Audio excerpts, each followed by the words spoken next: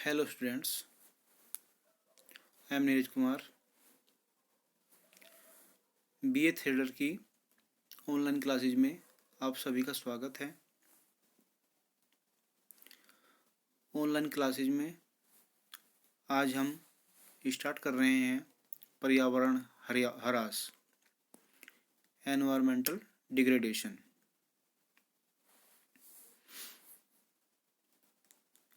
तो आइए शुरू करते हैं। तो क्या होता है पर्यावरण अवनयन या पर्यावरण ह्रास? इसे कुछ और नामों से जाना जाता है, जैसे कि पर्यावरण अवनयन या पर्यावरण अवक्रमण या पारिस्थितिकीय संकट भी इसे कहा जाता है। जब पर्यावरण घटकों अर्थात हवा, पानी और मिट्टी जैसे अनुसंधानों की गुणवत्ता में गिरावट आती है तो उसे पर्यावरण ह्रास कहते हैं। देखिए बच्चों, ये बता रहा कि जो हमारे ये पारिस्थितिक तंत्र के जो घटक होते हैं, जैसे हवा हो गया, पानी हो गई, है ना, मिट्टी हो गई, इसमें जो अजैव और जैव जो तत्व होते हैं उनमें जब कमी या विकृति उत्पन्न हो जाती है तो ऐसी अवस्था में पर्यावरण ह्रास होता है, जिसे पर्यावरण अवनयन या वातावरण अवनयन या पर्यावरण अवक्रमण कहते हैं। ठीक है। और यह कैसे होता है? यह मनुष्य की आर्थिक और तकनीकी गतिविधियों के विकास का परिणाम है। तो जो पर्यावरण अवनयन है या जो पर्यावरण अवक्रमण है, तो ये कैसे है? मनुष्य की आर्थिक और तकनीकी गतिविधियों के विकास का परिणाम है। ठीक है। तो आप सभी को पता चल गया होगा कि पर्यावरण अवनयन क्या होता है, कि जब पर्यावरण घटकों अर्थात हवा, पानी और मिट्टी जैसे संसाधनों की गुणवत्ता में गिरावट आती है तो उसे पर्यावरण ह्रास कहते हैं। ठीक है। तो सभी जीव अपनी वृद्धि एवं विकास तथा अपने जीवन चक्र को चलाने के लिए संतुलित पर्यावरण पर निर्भर रहते हैं। तो संतुलित पर्यावरण क्या होता है? तो संतुलित पर्यावरण से तात्पर्य एक ऐसे तो संतुलित पर्यावरण से तात्पर्य एक ऐसे पर्यावरण से है जिसमें प्रत्येक घटक एक निश्चित मात्रा में और एक निश्चित अनुपात में उपस्थित रहता है, तो उसे क्या कहते हैं? संतुलित पर्यावरण कहते हैं। ठीक है। यानी कि जो घटक होते हैं पर्यावरण में वो एक निश्चित अनुपात और एक निश्चित मात्रा में उपस्थित होते हैं। ठीक है। तो परंतु जब मानवीय एवं अन्य कारणों से पर्यावरण में हानिकारक घटकों का प्रवेश हो जाता है, जब मानवीय या अन्य हानिकारक घटकों का जब प्रवेश हो जाता है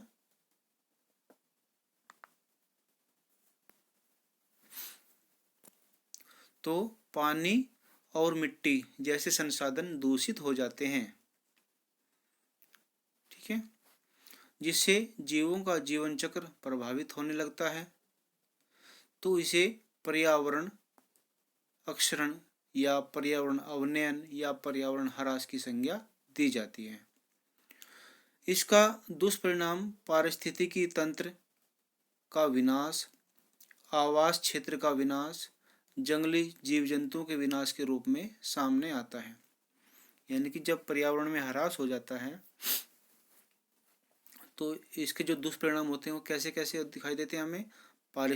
पारिस्थितिकी तंत्र का विनाश, आवास क्षेत्र का विनाश, जंगली जीव जंतुओं के विनाश के रूप में हमारे सामने आता है। तो संतुलित पर्यावरण की गुणवत्ता में किसी भी प्रकार की अनचाही कमी ही पर्यावरण अक्षरण कहलाता है। ठीक है भाई। तो संक्षेप में हम कह सकते हैं कि आर्थिक विकास के प्रयास में पर्यावरण का विनाश करना आज के सभ्य मानव समाज की प्रगति का सूचक बन गया है। फ्रेडरिक एंगल्स के विचार यहाँ महत्वपूर्ण हैं। उन्होंने कहा है कि हमें प्रकृति पर मानवीय विजय के विषय में बहुत अधिक प्रशंसा नहीं करनी चाहिए। भाई जो एंगल्स में होते हैं वे कह रहे हैं कि जो मनुष्य ने प्रकृति पर विजय पाई है उस पर हमें ज़्यादा खुश नहीं होना चाहिए, क्योंकि प्रकृति इस विजय का भारी बदला लेती है। कैसे लेती है? अभी कुछ सालों पहले चीन में जब ओलंपिक गेम होने जा रहे थे तो वहाँ जैसी वर्षा आने वाली थी तो उन्होंने वहाँ पे कृत्रिम रसायनों का छिड़काव करके कुछ समय के लिए वहाँ पे बादलों को रोक दिया, यानी वर्षा होने से रोक दिया। लेकिन उसके बाद वो बादल इकट्ठे होते गए और वहाँ लास्ट में इतनी भयंकर बाढ़ आई थी उस क्षेत्र में कि वहाँ पे भारी जनधन की हानि हुई थी। इसलिए प्रकृति को नहीं रोकना चाहिए। आगे बढ़ते हैं कि यह तो ठीक है कि प्रकृति विजय पहली बार में आशा के अनुरूप ही परिणाम देती है, ठीक है, परंतु दूसरी और तीसरी बारी में ऐसे कदम भिन्न और अप्रत्याशित प्रभावों को उत्पन्न करती है जो पहली बार के परिणामों को रद्द कर देते हैं।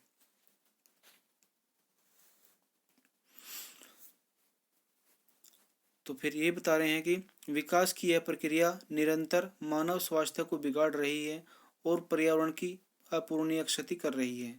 इन सभी घटनाओं को ही वैज्ञानिक दृष्टि से पारिस्थितिकी ह्रास या पर्यावरण असंतुलन कहते हैं।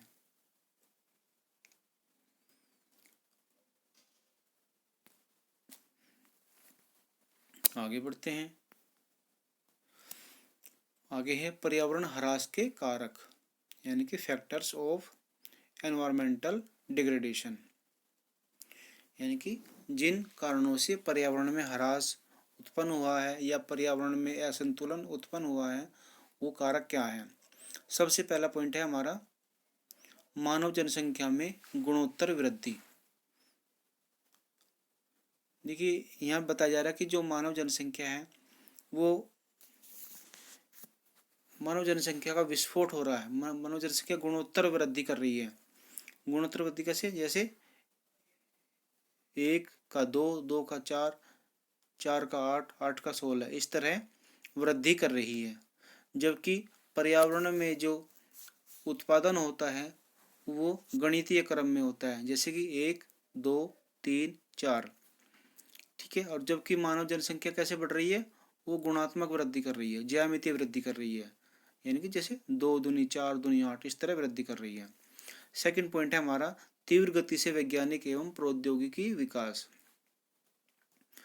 देखिए ये सबसे महत्वपूर्ण फैक्टर कह सकते हैं आप पर्यावरण का, कि तीव्र गति से वैज्ञानिक और प्रौद्योगिकी विकास ने पर्यावरण के साथ खिलवाड़ किया है और पर्यावरण की अनदेखी करके हमारे तकनीकी या प्रौद्योगिकी विकास को बढ़ावा दिया है।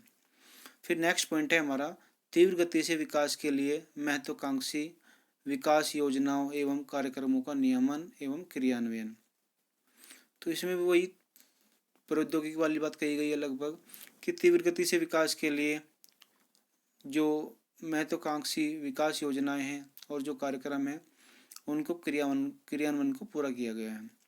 नेक्स्ट है फिर आपका औद्योगिकरण, नगरीकरण एवं कृषि विकास में तेजी से वृद्धि। देखिए भाई जैसे जैसे जनसंख्या बढ़ रही है उससे औद्योगिकरण बढ़ा है, क्योंकि उन तक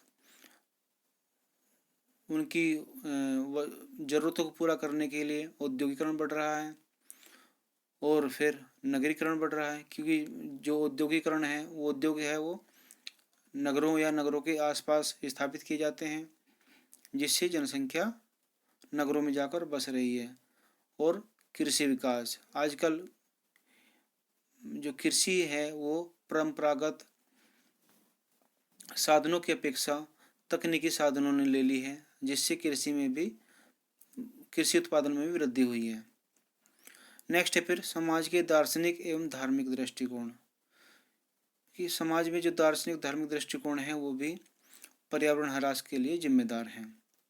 फिर नेक्स्ट पॉइंट है आपका मनुष्य का पर्यावरण एवं प्रकृति के प्रति शत्रुतापूर्ण व्यवहार, यानी कि मनुष्य अपनी आवश्यकताओं की पूर्ति के लिए प्रकृति से शत्रुतापूर्ण व्यवहार कर रहा है, अर्थात उसे जब चाहा जब उसका दोहन कर रहा है, उसका विनाश कर रहा है। नेक्स्ट है फिर निर्धनता, यानी कि गरीबी भी पर्यावरण ह्रास के लिए एक जिम्मेदार कारक है। नेक्स्ट है फिर आपका प्राकृतिक संसाधनों का अविवेकपूर्ण एवं लोलुपतापूर्ण विदोहन। देखिए, मानव ने अपनी आवश्यकताओं के लिए और अपनी अज्ञानता से, यानी कि अपने अविवेक से और अपने लालचवश प्राकृतिक संसाधनों का बहुत ही दोहन किया है, जिससे पर्यावरण में ह्रास आ गया है। ठीक है, आगे बढ़ते हैं।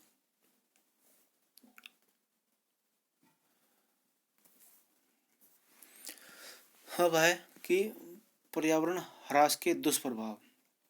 अब हमने ये तो कारक थे, अब है कि पर्यावरण से हम पर क्या दुष्प्रभाव होने वाले हैं, क्या परिणाम होने वाले हैं। उसमें सबसे पहला पॉइंट है ओजोन गैस का पतला होना। देखिए, वायुमंडल में एक गैस है जिसका नाम है ओजोन गैस, और यह समताप मंडल में पाई जाती है। ठीक है, लगभग 15 से 35 किलोमीटर के बीच में यह सघनता में पाई जाती है, और यह पराबैंगनी सूर्य से आने वाली पराबैंगनी किरणों से हमारी रक्षा करती है। अगर यह परत न होती तो मोतियाबिंद, स्किन डिजीज, कैंसर और फसलों को भी बहुत हानि होती। इसलिए इसे हम जीवन रक्षक गैस भी कह सकते हैं। तो लेकिन मनुष्य के द्वारा बनाए गए कुछ गैसों और कुछ कृत्रिम रसायनों के अधिक उपयोग से पर्यावरण में ह्रास उत्पन्न हुआ है। ओजोन परत का निरंतर पतला होना इसी का परिणाम है। नेक्स्ट है जैव आनुवंशिकी में परिवर्तन। इसके द्वारा जीवों की जैविक प्रत्येक क्षमता का ह्रास हुआ है। ठीक है, फिर नेक्स्ट पॉइंट है आपका जैव संपदा का विनाश। मनुष्य की स्वार्थी प्रकृति एवं लालच ने प्रकृति विनाश का अंधाधुंध दोहन किया, जिससे जैव प्रजातियां या तो नष्ट हो गई हैं या संकटग्रस्त हो गई हैं। और नेक्स्ट है आपका प्राकृतिक संसाधनों का अनियोजित दोहन, यानी कि भाई प्रकृति ने जो हमें संसाधन उपलब्ध कराए हैं और आगे भी भविष्य में भी करा रही है, उनका मानव ने अविवेकपूर्ण तरीके से दोहन किया है, और ये सब पर्यावरण ह्रास के मुख्य कारक हैं, जिसके द्वारा संसाधनों का अभाव और गुणवत्ता में भी ह्रास नज़र आता है। तो आज का लेक्चर बस यहीं तक। आई होप कि आप सभी के समझ में आया होगा। इस वीडियो को अगर एक बार समझ में ना आए 2 बार देखें, उसके साथ फिर किताबों से अध्ययन करें, ताकि आपके जो पॉइंट्स हैं, जो डाउट हैं, वो क्लियर हो जाएं। आज के लिए बस इतना ही। Thank you very much.